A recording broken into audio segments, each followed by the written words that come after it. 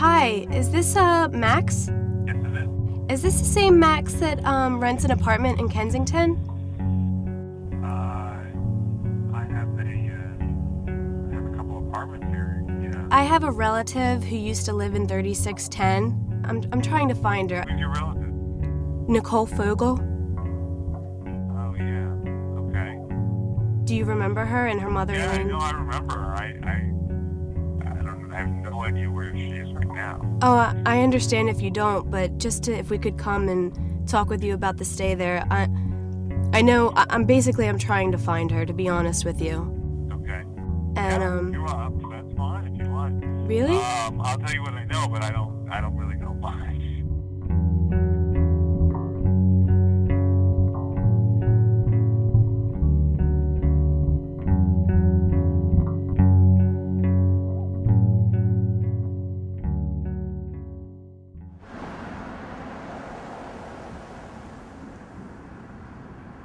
I was at work and I got a call from her school. And they're like, we were told that you're coming to pick her up today. Her father said that you're coming to get her, that she's coming with you. Mm-hmm. And he had threatened it throughout those months that I was seeing her. Like, you know, he kept saying, it's your turn, you take her, I'm done with this. I've had enough.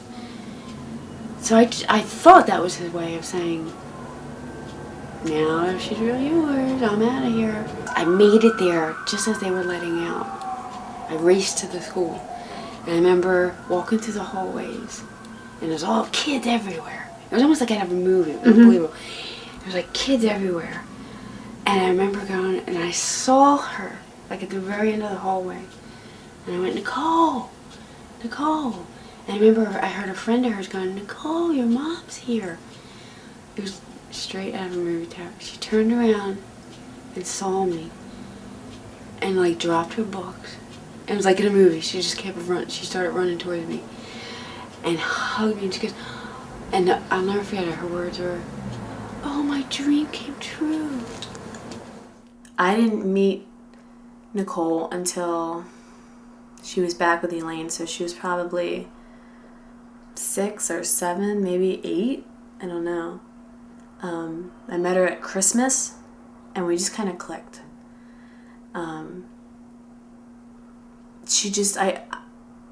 I always made her laugh, and that always made me feel good. And I'm a few months older than her, so we were really close in age.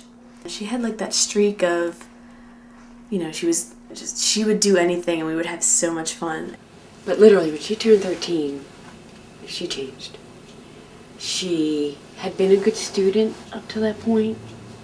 Like I said, she liked her art.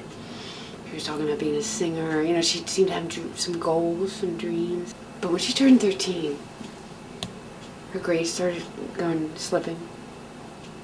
She became more moody. What do you think? Obviously, it's, 5 years difference between the two? Mm-hmm. I don't know about you, but I can just see such the change in her face. The expression, like, seeing all these pictures, she was willing to smile. Mm-hmm. And then barely a hint of a smile. You can almost see the change in her eyes. The change in her personality. I can, at least. I just knew about it. That was the other thing I felt guilty about. She trusted me. And so when she told me she was like, you know, tried a pill here or smoke something there, I didn't say anything. But it was just like when you're you can justify it in your head, because I was like 12 or 13, and to all my friends I was known as being like the loyal friend. You could trust me with anything. Because I need to talk to you. And I said, okay. But then I needed a break. I was like so on edge. So we go out, and in the building we're at, we went behind the building. Had a smoke break. I'll never forget it. This was like early October that year.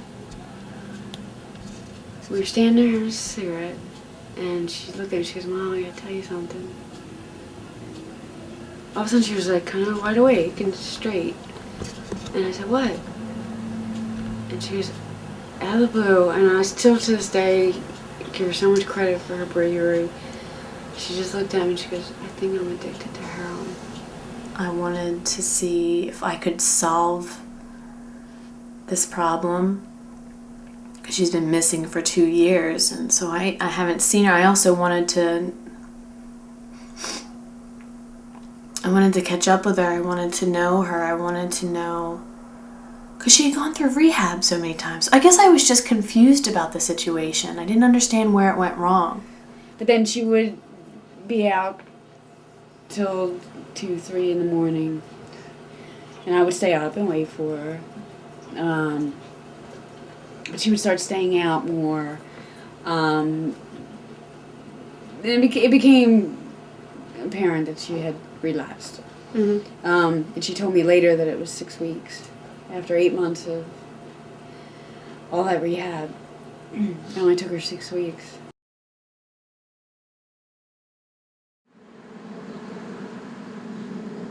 Specifically what I did, what I'm doing for you is there are certain preliminary investigative type things that we can do that are computer assisted. There's certain databases that we have access to that provide address history, sometimes employment information, voter registration, phone numbers, landlines, and cell.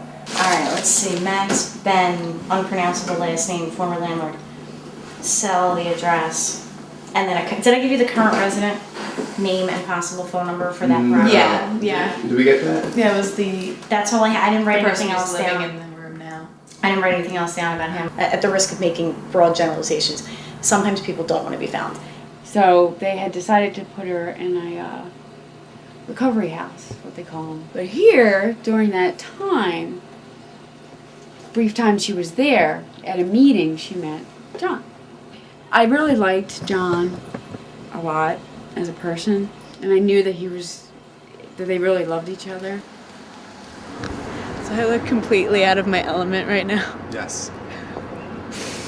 And it's so funny because this is where your cousin lives.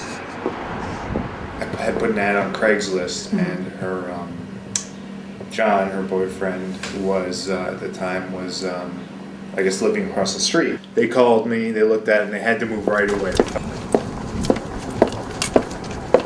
So this is the door before I put that side door in, but they were using this door. They would argue a lot. That's the thing I probably remember most about when they were together here. Really? Constantly screaming at each other. Someone I had working here for me at the time he got here very early.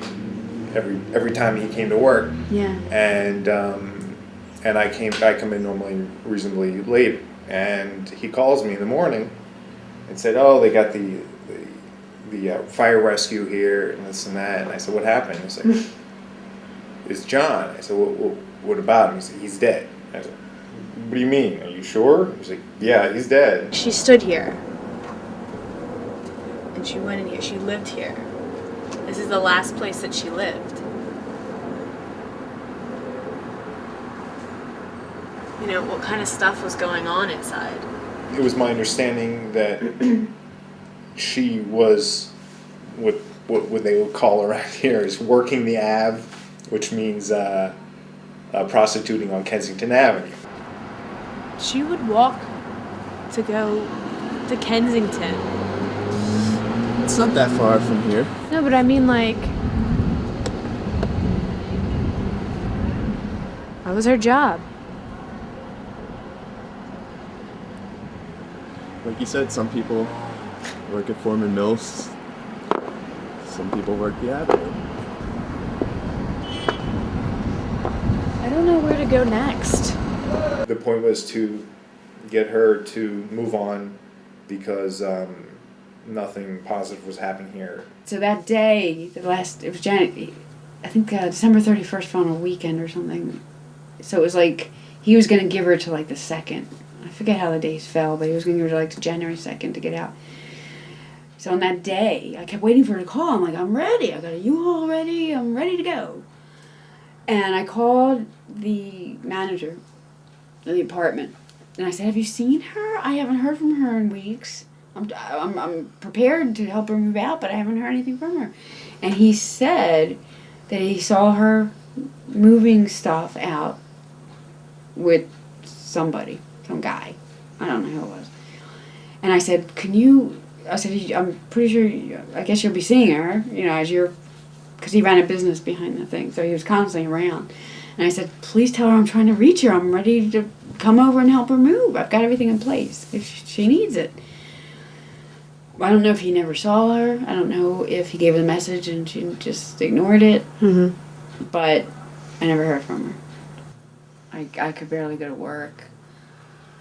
To get up out of bed and try to get ready for work was like a monumental task. I mean, I started calling out of work. I mean, I would never call out of work.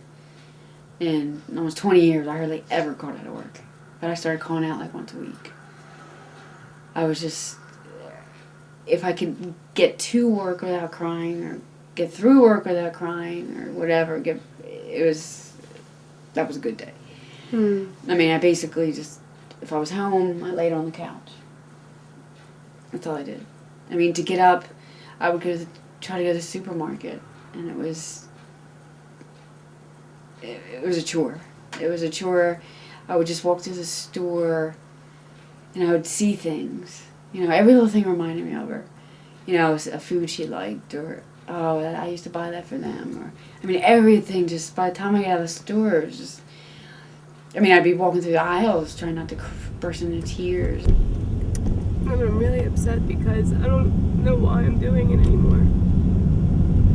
Why'd you do it to begin with? No, because I did it because I thought people wanted my help. I thought I was doing this for my Annie Lane. And when I talked to her on the phone before, she's like, I don't know if this is going to end up the way you think it's going to end up. And I was like, well, what do you mean? And she's like, I don't know how this sounds, but a part of me is at peace with it. And, if I see Nicole again, it's going to add drama. So I feel like I'm just stirring the pot. I know she wants it because I think it was the first day she said, imagine how amazing it would be if Nicole came to the door and you could capture it. Like, that's not... That's what I think is the problem. She wants Nicole to come to the door, but I think she has a problem with us looking for her. Some people used to make fun of her for this, but probably just the main thing that comes to mind is just when she used to call me mama. Not mom or mommy or mother or somewhere along the line she started calling me mama. And as soon as I would hear that, whether it was on the phone or calling me from upstairs, or as soon as I hear mama,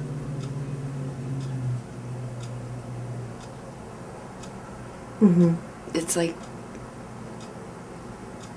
I don't know, it just kind of reconnects. In description, I remember when we first met. Every moment since, I've been soiled in regret. Me and you, it is chillin', took my pain away. At first it was cool, I didn't need you every day. Then you started giving me bruises and sores. It got to the point where I couldn't take it no more. Your presence alone started making me sick, and now I'm so fucked up in the head I can't think. I'll give myself credit for leaving you at first. Then I just couldn't fight it. The pain, it got worse. It hurt so bad I just had to go back. To this day, I don't know what possessed me to do that. Every day is a choice, either death or a glimpse into the life of hell. You made me feel naked, embarrassed in my own skin. It is so wrong to just want to live. I guess so. Maybe it'll just be better to die than spend the rest of my life getting high.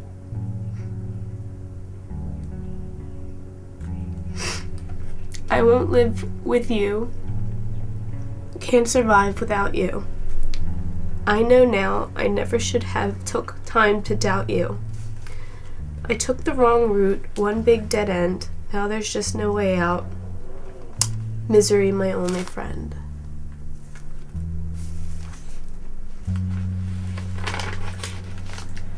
I actually found an entry somewhere where she described It's hard to see, like, that she wrote this, you know what I mean? Yeah. Handwriting. But isn't it, but the wording of it is perfect, isn't it? Well, she put, I can't live without you, and then she scribbled it out and said, I won't.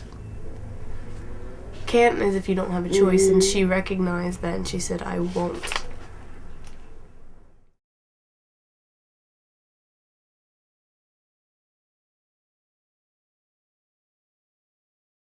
Hi, call me. How you doing? In case I didn't make that clear, it's your long lost cousin. My mom said you're doing really good, and I just wanted to talk to you and hopefully come to see you soon. I love you, and I guess I'll talk to you soon. Bye. End of this message will be saved for 40 days. End of messages. To listen to your message.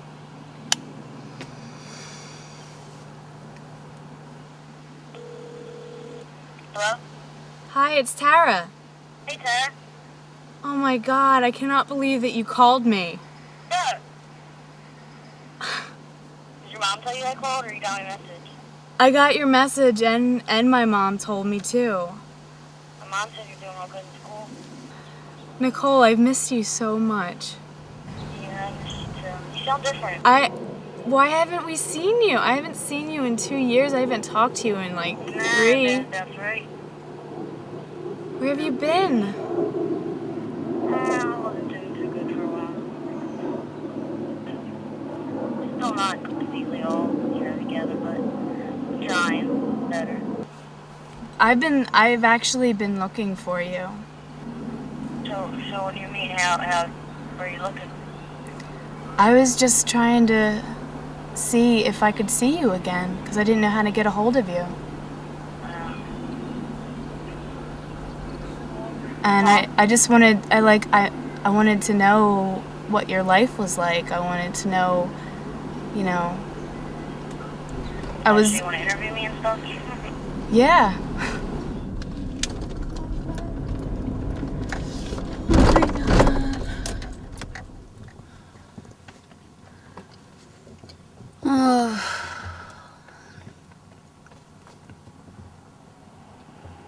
This waiting is worse.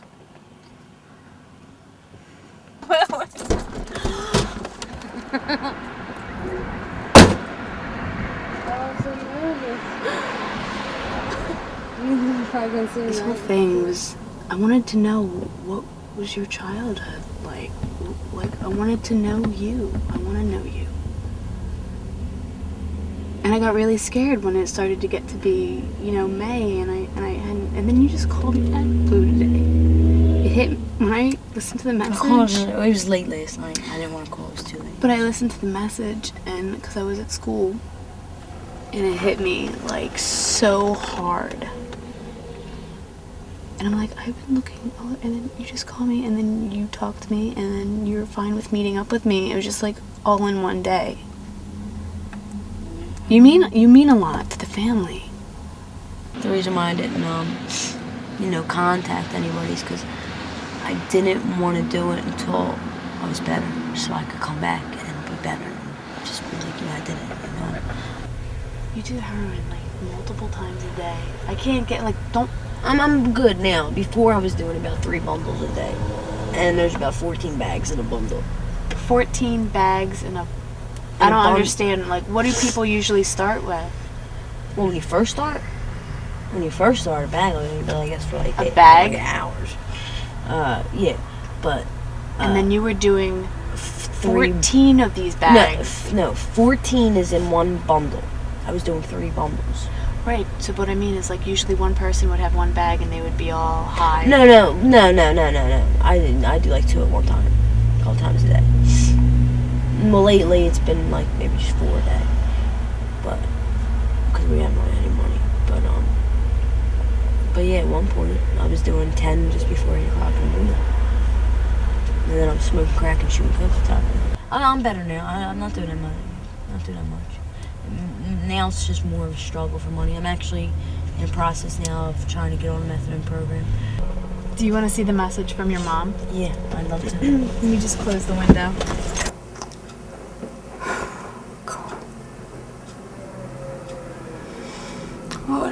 you call.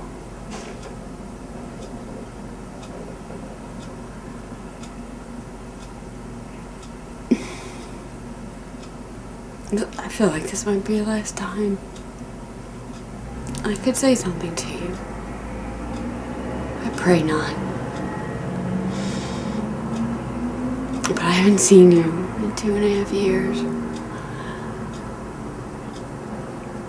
And I don't know if I'll ever see you again. I've had so many dreams, nightmares I should say, about it. Just to see you again, just to hold you again. I know that's what you always wanted from me, and I didn't do it enough. Of course, ironically, now that's all I wish I could do.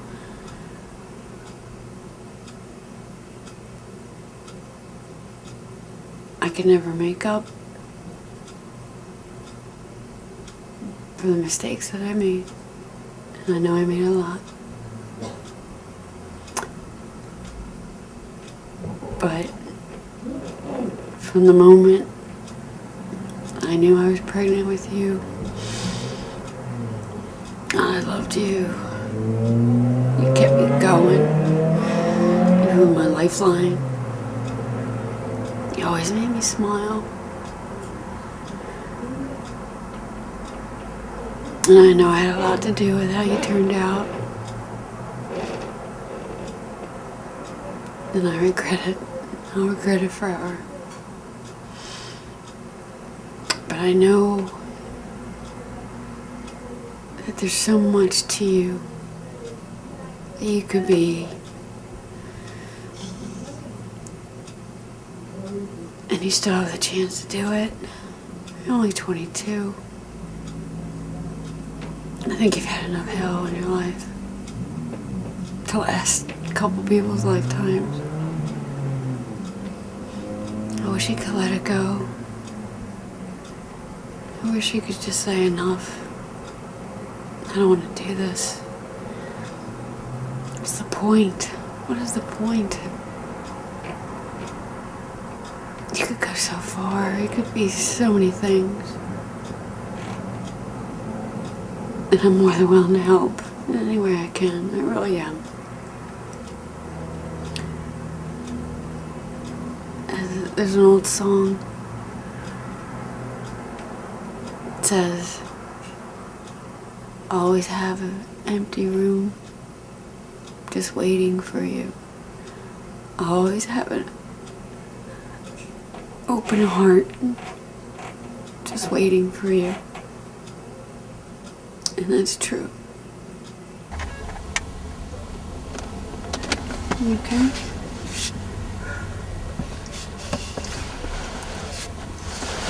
There's more than that? Mm-hmm.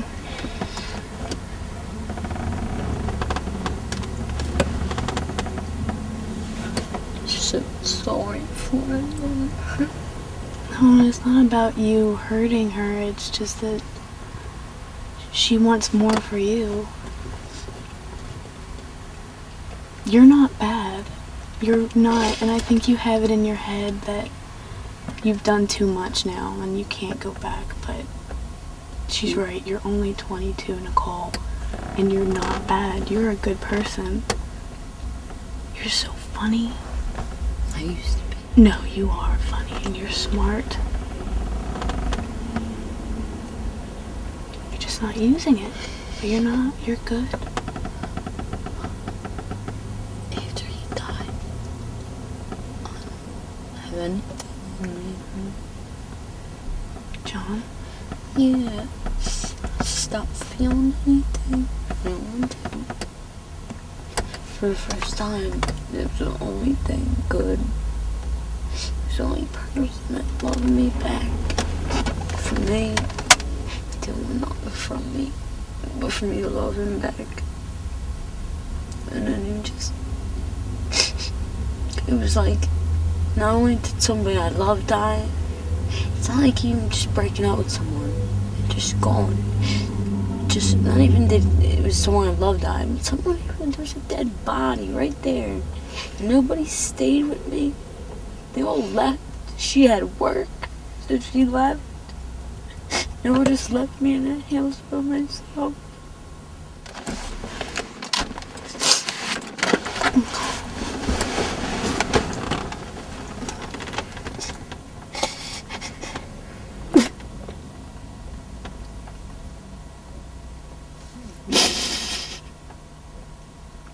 If I could have been there, I would have been there.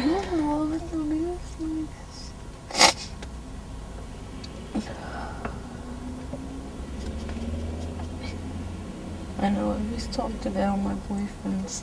I got excited every time we went to Rita's, but you weren't really like that. You were in love. He's like 22. Hi, Elaine. What are you doing? You alright? Why? Yeah, I met with Nicole. No, she left now, but I was wondering if I could come by and talk with you. Okay, I'll be over in like a few minutes. I'm only like a few minutes away, like 10 minutes. Alright, love you. Bye. Better not get killed. Does she believe you? Oh. People think you're retarded, right? Did we do this before? This isn't something like that. Okay. You ready? Oh, we gotta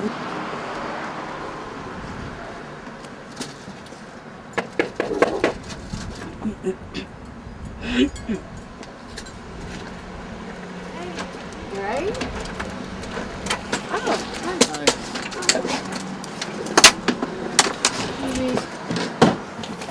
I didn't know you had these pictures. Yeah. Oh. Oh my God! Okay. Alright. You got shorter, Mom.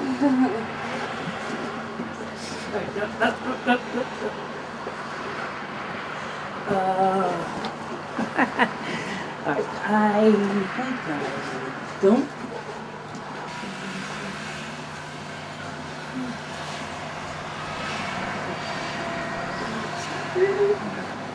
Doesn't her hair look pretty? You're not taller. You got shorter.